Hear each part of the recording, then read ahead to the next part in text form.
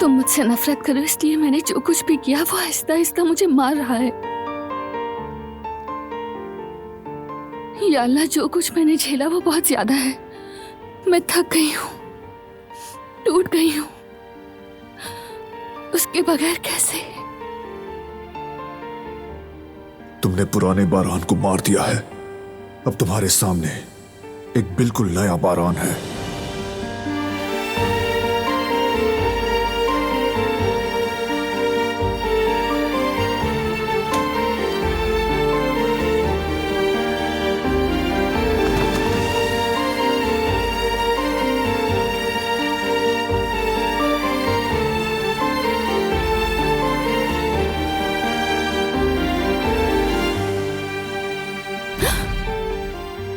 माफ करना बेटी, मैंने तुम्हें डिस्टर्ब किया।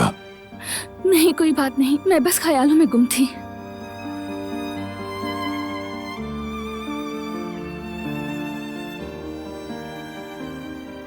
मुझे ये मंजर बहुत पसंद है।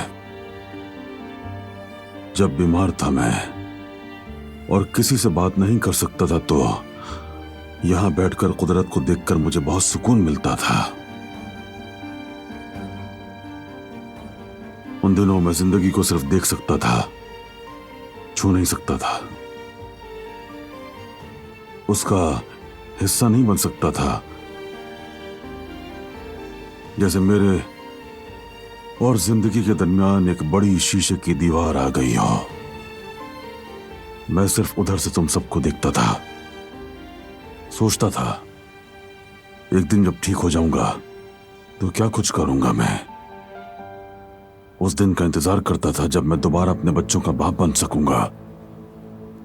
उनकी पीठ थपथपाऊंगा और जब वो गिरेंगे तो उनका हाथ थामकर उठाऊंगा कि एक बाप का यही फर्ज होता है बेटे।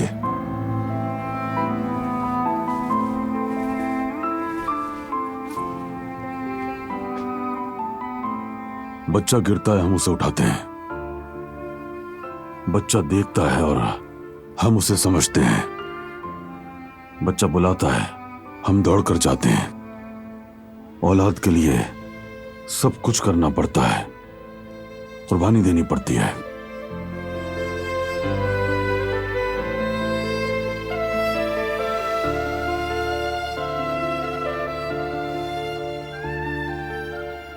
भाभी इस हवेली की सबसे बड़ी खुशनसीबी है। उन्होंने हम सबकी जिंदगी बदल दी। अगर वो ना होती तो शायद कभी बाबा सेहतियाब ना हो पाते।